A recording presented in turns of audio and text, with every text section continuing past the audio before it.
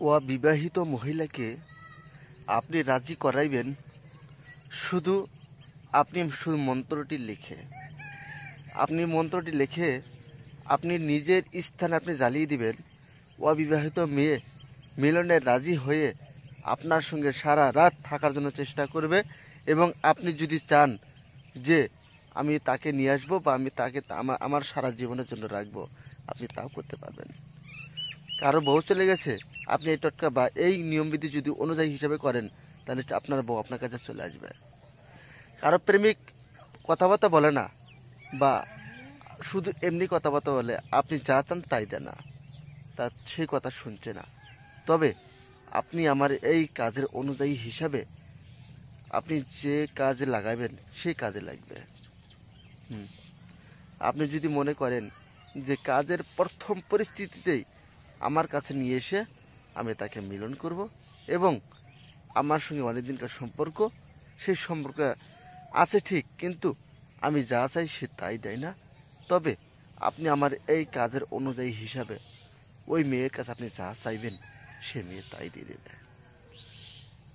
আপনি তাকে মিলনে রাজি করান, তাকে আপনার স্ত্রীর সঙ্গে বা আপনার যে মানে উত্তেজিত হিসাব, সেই উত্তেজিত হিসাবে আপনি তাকে আপনার সর্বস্থায়ী দীর্ঘস্থায়ীভাবে সে মেয়ে আপনার কাছে থাকবে। আশা করি খুবই ভালো আছেন, খুবই সুস্থ আছেন, আমি এখানে কামনা করি। কারণ যদি সুস্থ না থেকে আমার কাজগুলো করেন তাহলে কিন্তু কাজ হবে না। আপনি মাথায় সুস্থ মাইন্ডে নিয়ে আমি যেগুলো বিদ্যা দেবো সেগুলো বিদ্যা কাজগুলো করবেন, 100% চ্যালেঞ্জ কাজ করবেই।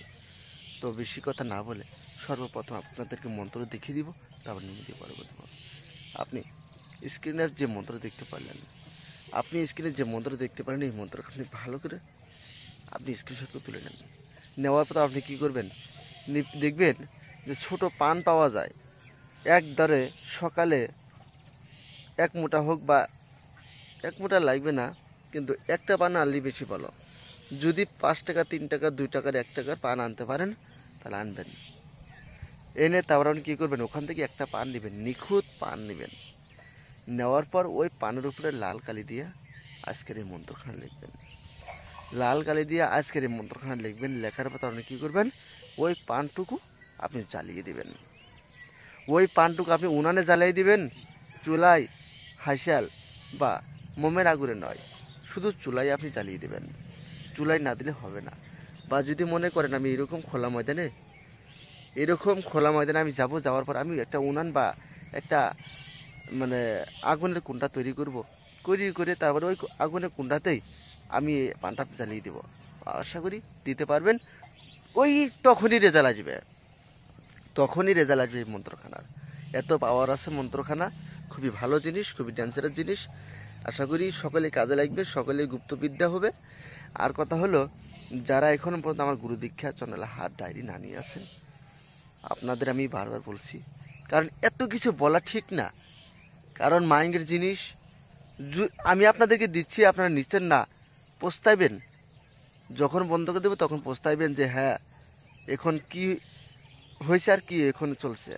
ডায়েরির ভিতরে যতগুলো জিনিস দেওয়া আছে ভালো জিনিস, তারপর আপনি নিজে বুঝতে পারবেন যে জিনিস কি দিয়েছে আর কি হয়েছে।